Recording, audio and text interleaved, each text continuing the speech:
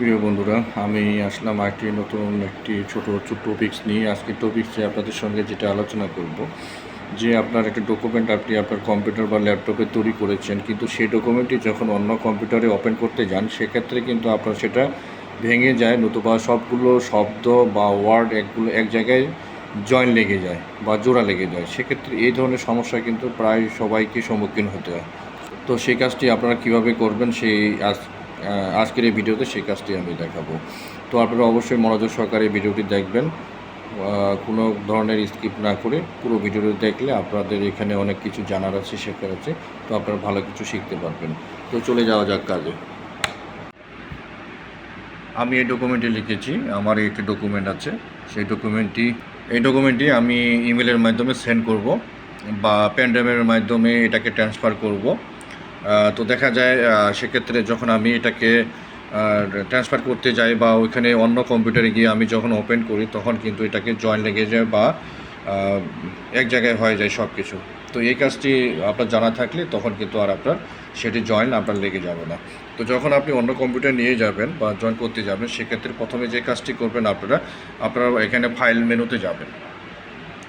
আপনারা অন্য জায়গায় নিয়ে যাওয়ার আগে, বা যেটা পেন ড্রাইভে হোক না কেন বা ইমেলে সেন্ড করা হোক না কেন, যেটা হোক না কেন, কোনো কিছু সেন্ড করার আগে যে কাজটি করে নেবেন, প্রথমে আপনি ফাইলে যাবেন, ফাইলে গিয়ে ক্লিক করবেন। ক্লিক করার পরে আপনারা এখানে যে কাজটি করবেন, সেভ এসে ক্লিক করবেন।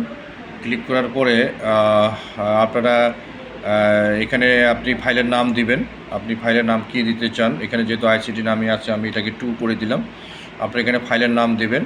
নাম দেওয়ার পরে নিচে একটি অপশন আছে ওয়ার্ড ডকুমেন্ট, সেই ওয়ার্ড ডকুমেন্টে আপনি ক্লিক করবেন। ক্লিক করার পরে আপনি চলে যাবেন এখানে হলো ওয়ার্ড, এখানে দেখা যাচ্ছে ওয়ার্ড 97 থেকে 2003 ডকুমেন্ট, এই অপশনটাতে।